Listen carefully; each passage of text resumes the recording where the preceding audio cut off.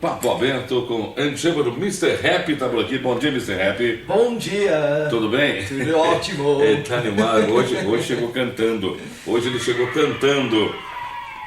Vai cantar qual música? Vai cantar qual música hoje? Pode ser. O que você quer me cantar? Olha aí, ó. Que coisa.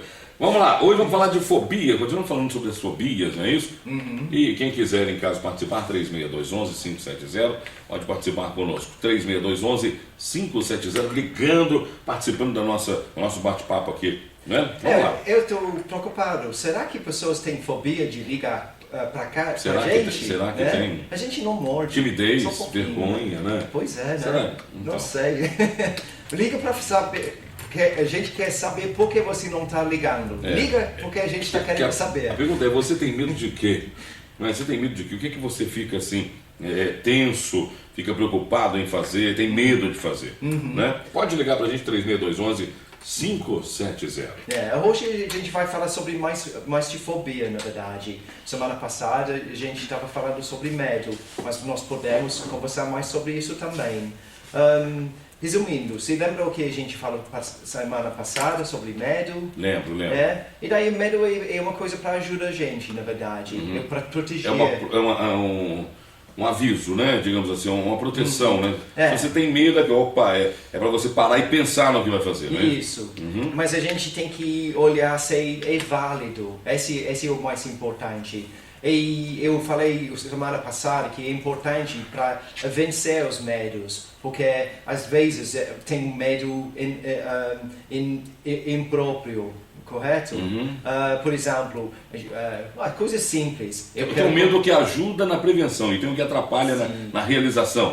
Para fazer por exemplo, se a gente tem medo de fazer uma prova, essa é uma coisa útil, porque nós precisamos estudar mais, e daí esse é útil.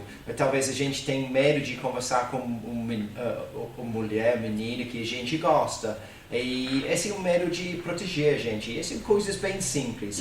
Uma fobia é mais extrema.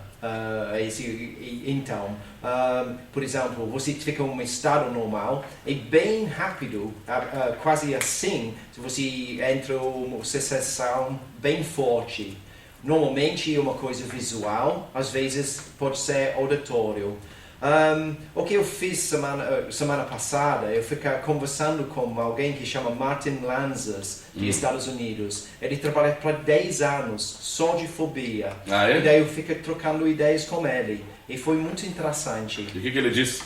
Então, algumas coisas está sabendo, mas ele abrangeu muitas coisas. Fobias, por exemplo, é para casos de ancoragem. Eu vou explicar o que é isso. Um barco, ele tem uma âncora. Você sabe o que é uma âncora? Âncora? Âncora, sim. Âncora, sim, que deixa você parar, deixa a embarcação parada, né? Isso mesmo. E daí, com ancoragem, nós temos ancoragem para ficar como um sentimento fixo. Por exemplo, quando toca música, a gente tem três opções. Fica super feliz, ou infeliz, ou não gosta, ou não fica nada. Por exemplo, quando a gente está amando alguém, nós sempre temos uma música que a gente lembra nosso amor. E quando a gente perde esse amor, esse vai vir a dor, muitas vezes. Sim, ouviu a música, você fica, meu Deus, você fica remoendo ali. A música traz dor, traz saudade, traz sentimento ruim, não é isso? Sim, mas a ancoragem é como música. Ele faz um gatilho para a emoção. E a gente escolhe a nossa emoção. Nós ficamos associando emoção. Obrigado. Emoção. Tem problemas com a minha língua. Não.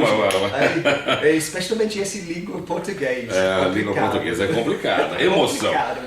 Emoção. Então, que bom que eu não tenho fobia, né? Eu não vou falar nada. Um exemplo é como um neném. Por exemplo, se um neném caiu, ele está numa cadeira e ele fica mexendo e caiu para carpete. Se esse carpete verde tem uma possibilidade que o neném vai associar dor com o corpo verde, porque ele não sabe o que Entendi. causa o problema. Ele não sabe o que deu a dor, se foi o tombo, se foi a cor, se foi o que é que está fazendo doer, né? Exatamente. Então, nossas fobias pode ser iniciado quando nós estamos um neném, ou pode ser acontecer quando a gente está adulto, pode acontecer em qualquer parte da nossa vida. Fobia é quando uma pessoa veja que coisas é maior que é correto, e um tamanho maior. E para fazer tratamento, na verdade, você precisa fazer o contrário. Ele tem que diminuir ele. Por exemplo, eu creio que assim, o medo te protege, te trava naquela situação específica. A fobia, eu acho que por causa dela você se tranca em outras coisas, você tem mais medo dos reunidos, digamos assim. Uma fobia, na verdade, é uma coisa que é impróprio. Né? Um médio é apropriado, porque ele está lá para proteger a gente. Mas a fobia é inapróprio, porque ele está super exagerado. Vou dar um exemplo para você. Alguém pode ficar com uma fobia de rato. Ou que, por exemplo, muita mulher não gosta de barata e tem uma fobia. Eu tinha uma namorada, ela fica louca só de pensando que tinha uma barata. Só de imaginar, né? Imaginar. Sem ver, né? Imagina sim. se visse, né? Às vezes ela não entra numa sala porque ela estava pensando que tinha uma barata lá. E não tinha. Não tinha. Ela imagina, ela cria aquilo na cabeça. E ela ficava super assustada. E daí, se você analisa bem, esse fobia, esse medo extremo está apropriado? Eu acho que não. Porque, pensa bem, o que esse barato pode fazer para você? Você é maior que ele. É muito maior que o barato. Por que você tem medo de barato, né? Como que O elefante ele até tem medo, né? Sim, ou uma tigre, ou talvez uma cobra, né? Mas a barata está lá pequena, tadinha, não vai fazer nada. Ele não faz nada, né? Você pode falar que ele pode te dar uma doença. Tudo bem, mas então, ele toca a sua mão, o que você vai fazer? Lava a mão, acabou o problema, né? Aperta ela. A Lúcia da Vila São Geraldo entrou em contato com o telefone, está chegando aqui pra gente através do MSN do Oswaldinho. A Lúcia da Vila São Geraldo disse que não tem medo de escuro. Ela falou que não tem medo de escuro, mas quando ela acorda, se estiver tudo escuro, ela sente falta de ar e tem que correr para acender alguma coisa, uma luz, uma vela, né? O que é isso? Ela está perguntando. É fobia? É medo? O que é? Ela não tem um medo do escuro normalmente. Sim. Mas se acordar no escuro, ela fica preocupada. Sim. Não, eu tenho que analisar, eu tenho que ver, eu preciso ver como ela está. Ou quando nós estamos fazendo uma terapia, a gente precisa colocar paciência em essa situação para veja o problema. A gente dá o tratamento para essa pessoa melhorar e depois fazer de novo. Mas ela sabia quando começou, a primeira vez que começou. Normalmente, por exemplo, com uma fobia, a gente fica sabendo porque... que parece que ela tem medo de aparecer na situação escura. Sim. Se ela estiver já no escuro, ela chegar no quarto e apagar a luz, tudo bem. Mas ela apareceu na situação escura, ela não gosta. Ela acordou e está escura, opa, será que pensa que ela acordou? Tem gente na linha? Vamos ver quem está na linha agora falar conosco. Alô, bom dia. Bom dia, Isabel. Oi, Isabel, tudo bem, querida? Graças a Deus, só de gripe, mas tudo bem. Tá um pouco de gripe, mas tem tanta gente, eu também fiquei mais ou menos, já estou melhorando. Isabel, fala pra gente aí, melhoras pra você, fala pra gente a sua pergunta pro Mr. Happy. Eu queria saber o seguinte, meu filho tem 13 anos e ele é deficiente físico e não dorme sozinho, só comigo. O que eu posso fazer pra cortar esse medo dele? Ele tem 13 anos? 13 anos, ele é deficiente físico. E não dorme sozinho. Se eu durmo com o marido, ele vai dormir na sala. Se eu durmo no quarto, ele vai pro quarto. Então, Mas eu queria saber. sim. Ok. Obrigado, viu, Isabel? Ele vai te responder aqui.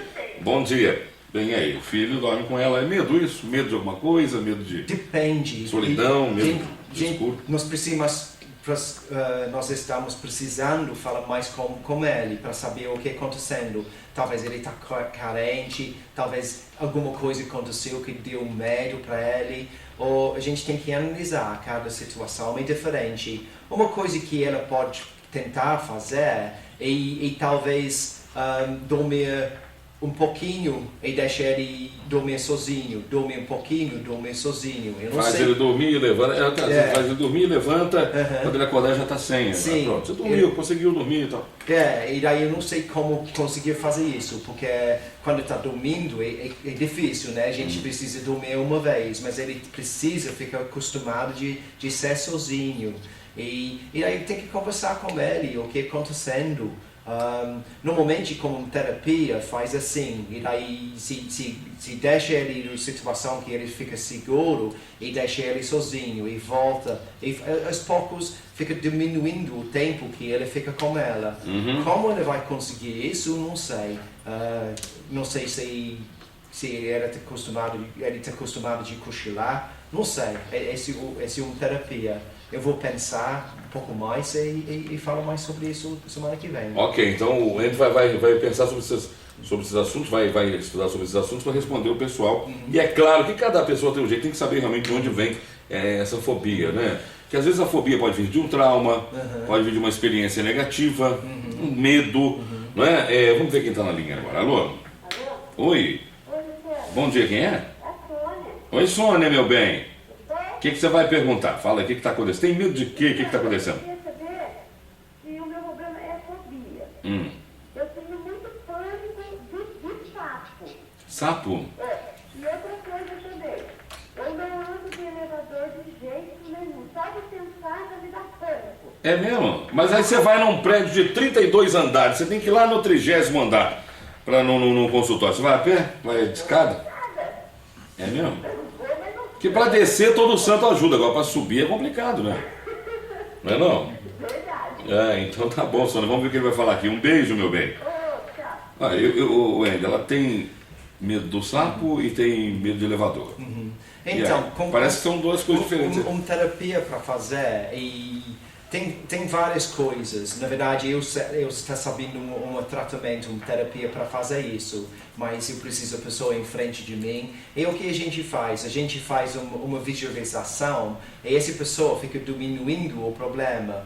Né? A gente fica associando muito em esse problema. E daí a terapia que o Martin passou para mim, que ele tem sucesso para 10 anos, é bem simples. É uma coisa que eu estou usando em mais uma outra maneira. E você fica desassociando você como problema. Esse é importante, porque a gente está associando nós muito como problema, fica dissociando. A coisa para fazer depois disso é ficar realmente olhando o problema bem perto. E daí, depois da terapia, ela precisa ficar perto de sapo. E a última parte, e talvez tenha o sapo na mão dela. Deve ser ela está gritando, falando, que horror, não quero Sônia, fazer isso. Sônia, né? imagina, Sônia, o sapo pode ser um príncipe, pode se transformar num príncipe. Tem a parte boa do negócio, né? Pode se transformar num príncipe. Pois é, né? Mas eu não Você quero... imagina se um dia ela abrir um elevador e falar, hoje eu vou subir, e lá dentro do elevador tem um sapo. Aí ela sai correndo. E dá um beijo Aí ela pra sai ele, correndo de vez. Aí ela sai sabe? correndo. Sobre o elevador, ele tem que pensar o que é o pior coisa que pode acontecer, né? Ele fica lá, mas por quanto tempo? Não vai ficar muito tempo, né? Eu acho que o elevador, a gente entende que as pessoas pensam, algumas pessoas vão ficar sem ar, que fechou tudo, mas não, isso não acontece. O elevador tem todos esses sistemas de segurança, de ar, enfim. Sim. Hoje em dia, o ar-condicionado, o ventilador, tudo. Sim. Agora, o ficar fechado num lugar, muitas pessoas não gostam realmente, ainda mais espremidas com outras pessoas. Agora, o problema maior é se aquilo cai, né? A pessoa tem medo de cair, né? De soltar uma corda, uma coisa assim. Mas também os elevadores são... Não, mas elevador, ele tem muito regulamento agora. Ele tem muitos... por exemplo, se ele fica caindo, tem um freio que para tudo, né? Não, os velhos, que a gente não existe mais para caso de regulamento e lei, estava perigoso. Sim, Hoje em dia não tem tanto perigo assim. Hoje não tem. Creio que não tem perigo nenhum quase. Né? Não pode ter um elevador assim, não existe. Então, de repente, eu acho que ela tem que desafiar esse. Eu também não sou chegada a sapo, não. Vou falar que não sou chegada a sapo, não. O sapo vou ficar perto dele, não. Vou lá dar uma vassourada nele e resolveu. Mas vou ficar olhando, esperando ele pôr. Porque eu acho que no caso desses animais, sapo, barata, tem gente que tem medo de grilo, essas coisas. É porque eles são muito rápidos. E podem pular em cima de você, digamos assim, podem te assustar num pulo, num ataque. A barata pode vir voando para cima de você, o sapo pode pular em cima de você. Mas sempre tinha uma coerência. A primeira vez que isso aconteceu, tem que ver isso. Yeah? E daí tem uma razão. Alguém não fica de medo de sapo, de grilo, para nada. Tinha alguma coisa que aconteceu, né? Acho que com barata, uma coisa tão horrível. Né? Não é uma coisa bonita. Esse dá medo só por causa ele não é muito bonita, é grande, né? E nós podemos ter fobia só por isso. Muito bem. Mas está precisando um tratamento, na verdade. Eu falando não está suficiente para ajudar pessoas. Mas a pergunta da Sônia, em relação ao sapo, é um medo. Uma medo extrema. Um medo do sapo. Uma fobia, na verdade, talvez. A fobia depende a reação dela. Né? Muito medo é fobia. Muito medo. Quando ela está ficando gritando... Mas assim, o medo do sapo, você tem medo do sapo, você tem medo do sapo, mas você entra no meio do mato para ver outra coisa. Sim. Vai pescar. Sim. Você tem medo de sapo, mas vai pescar. Se aparecer um sapo, você vai ficar com medo e vai sair. Acho que quem tem a fobia, se tivesse fobia de sapo, ela nem ia pescar. Nem ia num lugar onde que possa ter um sapo. Pode ser.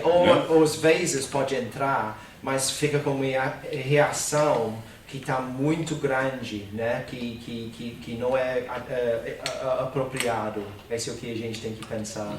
Né? E o Ender, ele sempre fala que gostaria de ter mais contato com essas pessoas que fazem as perguntas, né, Ender? As pessoas podiam entrar em contato com você, de qual maneira podem falar com você diretamente, ligar, alguma coisa assim? Não, mais fácil é fazer o primeiro contato com o e-mail, falando sobre o problema. Eu deixo, se eles querem me ligar, eu posso ligar para eles. Né? E daí fica o contato é contato@vidaincrível.com.br. contato@vidaincrível.com.br. Ou então as pessoas que ligaram aí, que querem mais explicações, querem um bate-papo aí com o Ender Chamberlain pessoalmente, deixem um telefone aí com o Oswaldinho, que ele entre em contato com vocês também. E o último sobre a pessoa que estava com medo de um lugar escuro. Ela precisa pensar quando foi a primeira vez que isso aconteceu. Deve ser ela está sabendo, ela tem que pensar. E pensa, olha, realmente essa é uma memória que eu tinha, talvez quando eu estava criança. Eu sou adulto agora. E analisar se pode acontecer ou não. E se fica muito ruim, compra uma lanterna de bateria e coloca de lado de cama. E daí sempre tem essa segurança. Exatamente, mas faz assim, olha, se você tem medo, às vezes, então tira esse medo, faz uma coisa para tirar, uma coisa bem simples, né? Para R$5 ou R$1,99, quem sabe, e ela não precisa ter esse problema, ela sente seguro. Olha, coloca minha mão aqui, tem lanterna, liga ele. Acabou o problema. Eu posso achar a luz, liga a luz. Mas isso aí não existe um problema, o risco de ficar dependente disso. Um dia que for dormir na casa de alguém, não tem a lanterna, for dormir em outro lugar, aí pode piorar. Sim, mais ou menos. Mas se ela não tem como fazer tratamento, pelo menos ela não precisa ficar com esse problema. Amanhã eu vou perguntar no programa se as pessoas têm medo de escuro. Vai ser a nossa pesquisa de amanhã. As pessoas têm medo de escuro. Tudo bem, tudo ótimo. contato@vidaincrível.com.br é o seu e-mail, não é mesmo? Então tá bom. Andy, muito obrigado pelo papo hoje. Obrigado a você. Semana que vem, quarta-feira, estamos de volta trazendo mais aqui. Ótimo. Bom Ótimo dia para você. Para você também.